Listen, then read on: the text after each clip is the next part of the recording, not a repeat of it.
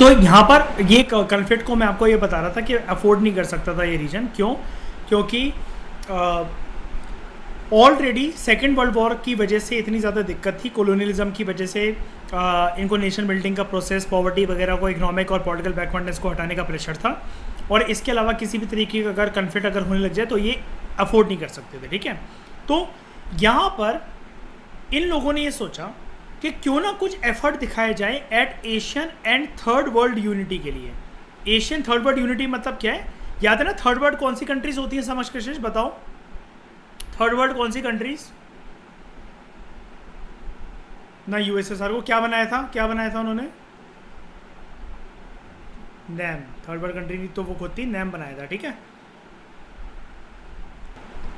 तो जो south east Asian countries के या पूरी एशियन इकोनॉमी जो इंटीग्रेट होना चाहती थी, इन ये लोग आपस में अपनी कंट्रीज़ के बीच में इंटरडिपेंडेंस और प्रमोशन को, कोऑपरेशन को प्रमोट करना चाहते थे। उसके लिए याद है ना, बंधन कॉन्फ्रेंस और नॉन अलाइंड मूवमेंट आयोजित होती हैं। ठीक है, लेकिन ये भी ना काफ़ी ज़्यादा इनइफेक्टिव रही। ठीक है, इनइफेक्टिव रही क्योंकि ये कुछ ऐसी कन्वेंशन थी जो कि इनफॉर्मल कोऑपरेशन और इंटरेक्शन तो सुनिश्चित कर पाई, लेकिन टोटल तरीके से साउथ ईस्ट एशियन कंट्रीज़ का भला नहीं कर पाई। तो साउथ ईस्ट एशियन कंट्रीज़ ने सोचा, rather than giving too much focus on NAM या फिर एशियन यूनिटी के लिए काम करना, क्यों ना जो कंट्रीज़ हमारे आसपास बॉर्डरिंग कंट्रीज़ हैं, हमारे रीजन में आती हैं। अब रीजन में तो पूरे सदर्न साउथ एशिया आता है ना, लेकिन साउथ एशिया के अलावा ये जो साउथ ईस्ट एशियन कंट्रीज है, थोड़ा सा ये लोग ये जानती थी कि साउथ एशिया से हमारी कंडीशन थोड़ी सी अलग है, और साउथ एशिया तो काफ़ी बड़ा है, लेकिन क्यों ना हम थोड़ा सा माइक्रो लेवल पे फोकस करते हो, सिर्फ साउथ ईस्ट एशिया की बात करें। तो इन्होंने एक ऑर्गेनाइजेशन की स्थापना करी जिसका नाम था association of south east Asian nation. समझ में आया?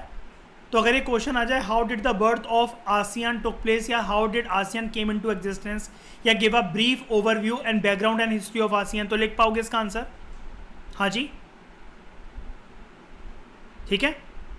आसियान को स्टैब्लिश करने की डेट आपको याद करनी पड़ेगी, थोड़ी सी ऊट पटांग सी तारीख है इसकी, 1967। ठीक है, 1967 में स्टैब्लिश हुआ ये। शुरू में 5 कंट्रीज ने मिलकर इसको स्टैब्लिश करा। वो कंट्रीज थी इंडोनेशिया, मलेशिया, फिलीपींस, सिंगापुर और थाईलैंड। अब जो मैं डिक्लेरेशन का नाम बताने जा रहा हूँ, डॉक्यूमेंट का बहुत इंपॉर्टेंट नाम है। इन 5 कंट्रीज ने कौन सा डॉक्यूमेंट साइन करके आसियान को बनाया? Bangkok declaration. क्या बनाया? Bangkok declaration. आसियान के ऑब्जेक्टिव्स क्या थे? आसियान के ऑब्जेक्ट देख रहे हो, इसी पैराग्राफ में कितने सारे क्वेश्चन बन सकते हैं। आसियान कब आया, कौन सी 5 कंट्रीज ने बनाया, कौन से डिक्लेरेशन या एग्रीमेंट से वो आया। ठीक है, तो ऑब्जेक्टिव जो था आसियान का वो क्या था? प्राइमरी ऑब्जेक्टिव ये था इकोनॉमिक ग्रोथ को एक्सलेट करना, सोशल प्रोग्रेस और कल्चर डेवलपमेंट को इंश्योर करना। सेकंड ऑब्जेक्टिव ये था रीजनल पीस और रीजनल स्टेबिलिटी को इंश्योर करना।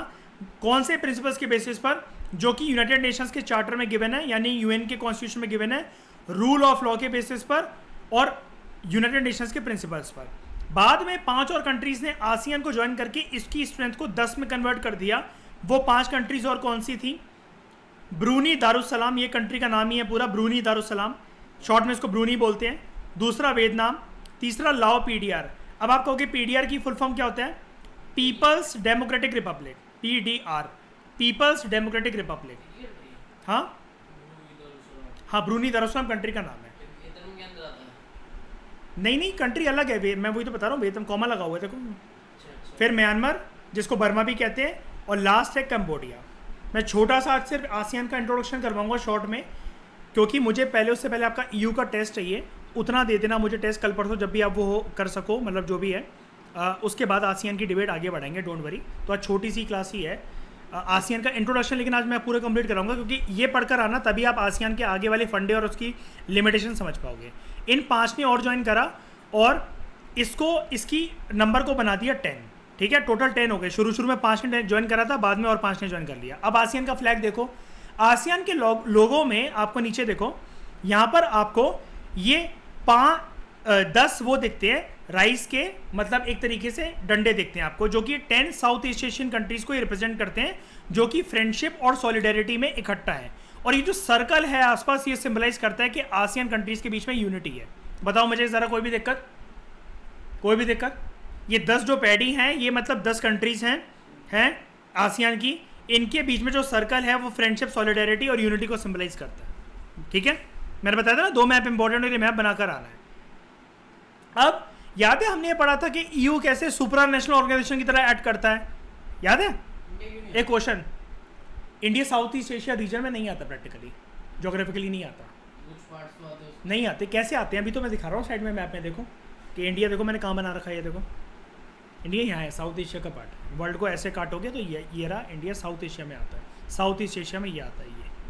ठीक है, तो अनलाइक ईयू, आसियान नेशंस के अंदर कोई डिजायर नहीं है सुपर नेशनल ऑर्गेनाइजेशन या इंस्टीट्यूशन बनने की। आसियान कंट्रीज जो हैं वो एक फिनोमेना सेलिब्रेट करते हैं जिसको हम लोग कहते हैं, ध्यान से सुनना, ये टर्म आ सकता है क्वेश्चन, बहुत फेवरेट है बोर्ड वालों का, आसियान वे। देखो कोट एंड कोट करके दे रखा है, आसियान वे क्या होता है? आसियान वे कुछ नहीं है, इन आसियान कंट्रीज के बीच में एक तरीके के इंटरेक्शन का एक तरीका है जो कि इनफॉर्मल है, नॉन कन्फ्रंटेशनल और कोऑपरेटिव है। मतलब हम लोग बिना आर्मी की लड़ाई करें, एयरफोर्स नेवी की लड़ाई करें, बिना वेपन्स की लड़ाई करें, बिना बातूनी लड़ाई करें, कोई भी डिफरेंस होगा उसको फॉर्मल नहीं, इनफॉर्मल तरीके से, जैसे परिवार के लोग जैसे इनफॉर्मल तरीके से, दोस्ती यारी के मामले में, या फिर किसी से हमारी भिड़प हो जाती है तो फॉर्मल मीटिंग ना करके इनफॉर्मल तरीके से पर्सनल लेवल पे उन बातों को सॉल्व करेंगे। समझ रहे हो ना आसियान वे क्या है? मतलब दोनों, ये मतलब यहाँ पर कोई हमें मीटिंग बुलाना, एक कंट्री मेडिएटर बनकर आ रही है, तुम लोग क्यों लड़ रहे हो वो करके, यहाँ पर ये नहीं, इनके बीच में ये है हम लोग परिवार की तरह रहेंगे सब लोग। कोई भी भिड़प होती है तो कोई भी परिवार का मेंबर दुखी होकर ये घर छोड़कर नहीं जाएगा कि हम घर छोड़कर जा रहे हैं, तुम्हें रहना पड़ेगा इस परिवार के अंदर ही। ये इनका एक तरीका है, इसको, इस चीज़ को, इस फिनोमेना को कहते हैं, इस कंसेप्ट को कहते हैं आसियान वे। समझ में आया कशिश? समक्ष? ठीक है, ये लोग रिस्पेक्ट करते हैं अपने नेशनल सॉवरेनिटी की, कि हम लोग आपस में एक जैसे ही हैं और कोई भी हम में से कंट्री दूसरी कंट्री की इंटरनल इश्यूज में इंटरफेयर नहीं करेगी। ठीक है, कब्जा वगैरह करने की कोशिश नहीं करेगी। और ये आसियान की फंक्शनिंग में एक बहुत क्रिटिकल एस्पेक्ट है कि एक दूसरे की इंडिपेंडेंस को सुनिश्चित करना, मेंटेन करके रखना। ठीक है, आसियान की प्रोग्रेस की अगर हम लोग बात करें, with some of the fastest growing economies in the world, ASEAN के ऑब्जेक्टिव्स जो शुरू में जो थे वो काफ़ी ज़्यादा ब्रॉड हो चुके हैं। इकोनॉमिक और सोशल स्फीयर से भी ज़्यादा आगे निकल चुका है आसियान अपने ऑब्जेक्टिव्स में। जैसे 2003 में, साल 2003 में आसियान जो है वो ईयू की ही रास्ते पर चला, यूरोपियन यूनियन के रास्ते भी चला। आसियान ने एक 3 पिलर की स्थापना करी। ठीक है, आसियान जो ये 10 कंट्रीज थी, आसियान कम्युनिटी इसी को कहते हैं 10 कंट्रीज़ को, इन्होंने 3 एक नए कंसेप्ट इंट्रोड्यूस करे वर्ल्ड के सामने। Number 1, ASEAN security community. अब ये ईयू की तरह रास्ता कैसे, जैसे याद है तुम्हें समक्ष कशिश, ईयू जब बन रहा था तो याद है शुरू में European parliament, European economic community, है ना, मार्शल प्लान, धीरे धीरे करके बना ना वो। तो इसने 3 पिलर्स इसने बनाए साइमल्टेनियसली। आसियान सिक्योरिटी कम्युनिटी जो कि सिक्योरिटी इशूज़ पे फोकस करेगा, आसियान इकोनॉमिक कम्युनिटी जो कि इकोनॉमिक इशूज़ पे फोकस करेगा, और आसियान सोशियो कल्चर कम्युनिटी के इन सभी कंट्रीज़ का कॉमन कल्चर इंटरडिपेंडेंट वे में एक दूसरी कंट्रीज में प्रमोट करा जाएगा, हर कल्चर की रिस्पेक्ट करी जाएगी। ठीक है, अब जो ये आसियान सिक्योरिटी कम्युनिटी, अगर हम पहली कम्युनिटी की बात करें, इसके ऊपर क्वेश्चन आ सकता है।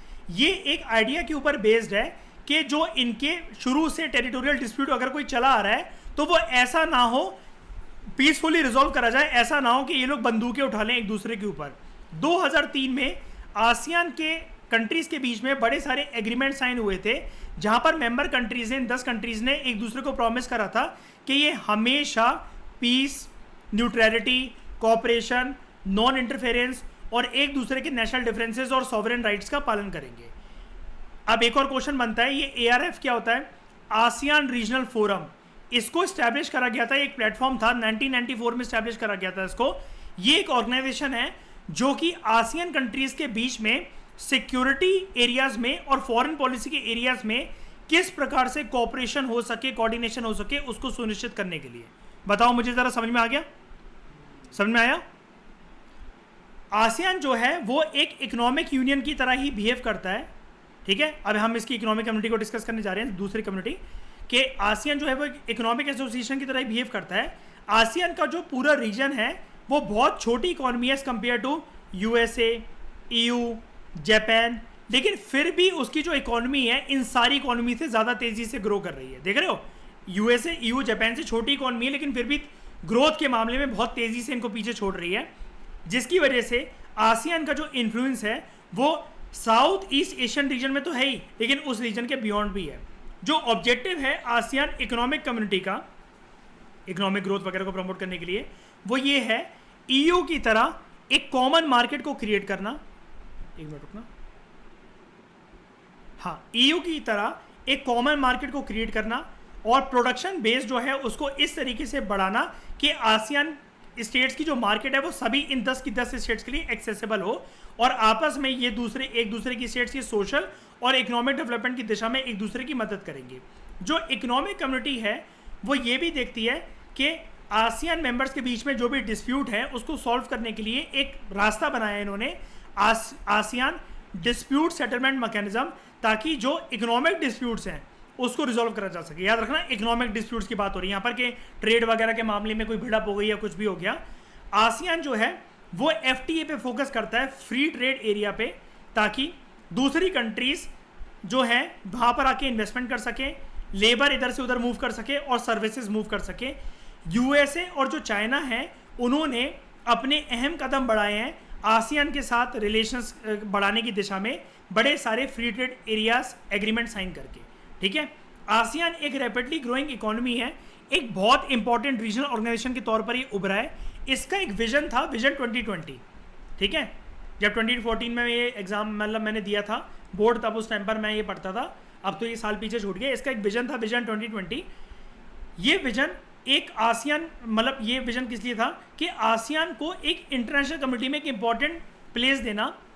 ये कहता था कि आसियान की पॉलिसी इस प्रकार से होनी चाहिए कि आसियान ना दूसरे रीजन्स में भी होने वाले कन्फ्लिक्ट में जाकर बीच में नेगोशिएट करवा सके। समझ में आया कृषि समक्ष कि अपने में तो कोई कन्फ्लिक्ट होने के लिए आपने देखा कि अभी इतने सारे उसके पास ऑर्गेनाइजेशंस और डॉक्यूमेंट्स वगैरह हैं, देखा ना कशिश, अभी आपने इतने सारे प्लेटफॉर्म है कि आपस में कोई भड़प ना हो। दूसरे रीजन्स में भी मतलब लोग आपस में, कंट्रीज में आपस में लड़े ना, मतलब दूसरे कंट्रीज में भी पीस और कॉपरेशन को प्रमोट करवाने की दिशा में इसका एक विजन 2020 था कि आसियान ने जैसे लड़ाई सॉल्व करवाने की कोशिश करवाई दूसरी कंट्री में जाके, कैम्बोडिया कन्फ्लिक्ट जब चल रहा था या फिर ईस्ट तिमोर क्राइसिस जब चल रहा था, ठीक है, तो East Asian cooperation platform use करके आसियान ने बाकी कंट्रीज में जैसे कैम्बोडिया के कन्फ्लिक्ट में और ईस्ट तिमोर के क्राइसिस में मदद करी थी, ताकि वो सिविल वॉर या इंटरनेशनल वॉर में कन्वर्ट ना हो जाए। ठीक है, तो इसको इतना याद रखना और बाकी बातें हम लोग करेंगे नेक्स्ट लेक्चर के अंदर। Thank you very much for discussion.